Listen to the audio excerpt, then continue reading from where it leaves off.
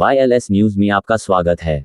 भारत के 6 लड़ाकू विमानों को मार गिराने का दावा झूठा, सीडीएस अनिल चौहान ने खोली शहबाज शरीफ की पोल। Chief of defence staff general Anil Chauhan ने अमेरिकी समाचार चैनल ब्लूमबर्ग को दिए इंटरव्यू में पाकिस्तान के झूठ की पोल खोलकर रख दी है।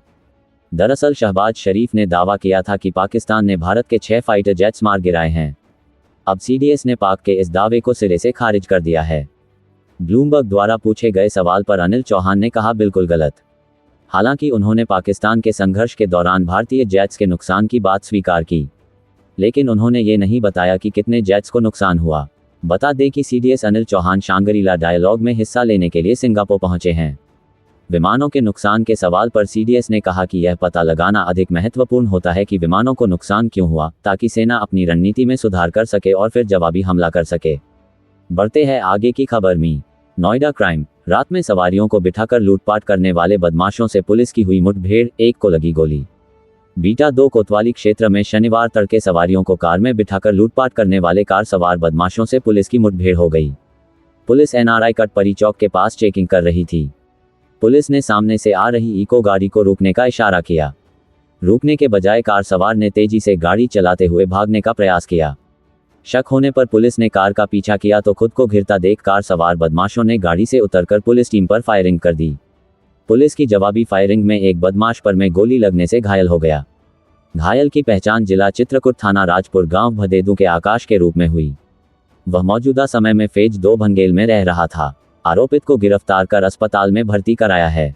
पुलिस ने अन्य 2 बदमाशों को कामबिग के दौरान गिरफ्तार किया, जिनकी पहचान बुलंदशहर ताजपुर कालाआम के कृष्ण व कासगंज थाना सोरो गांव नंगला माधो के राम मौर्य के रूप में हुई, जिनके कब्जे से घटना में प्रयुक्त इको गाड़ी व लूट के 2 मोबाइल फोन व 2500 रुपये, आधार कार्ड व ID, 2 तमंचे व एक चाकू बरामद हुआ है।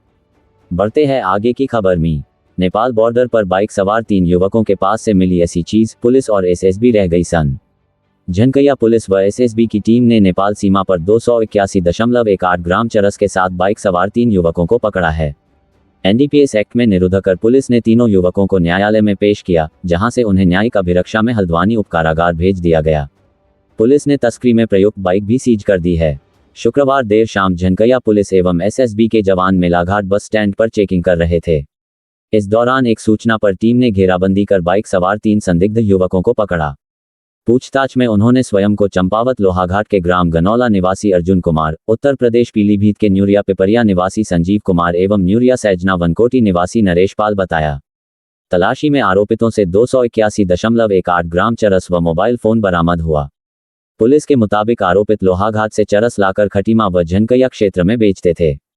पुलिस ने तीनों आरोपितों के विरुद्ध उक्त कार्रवाई की।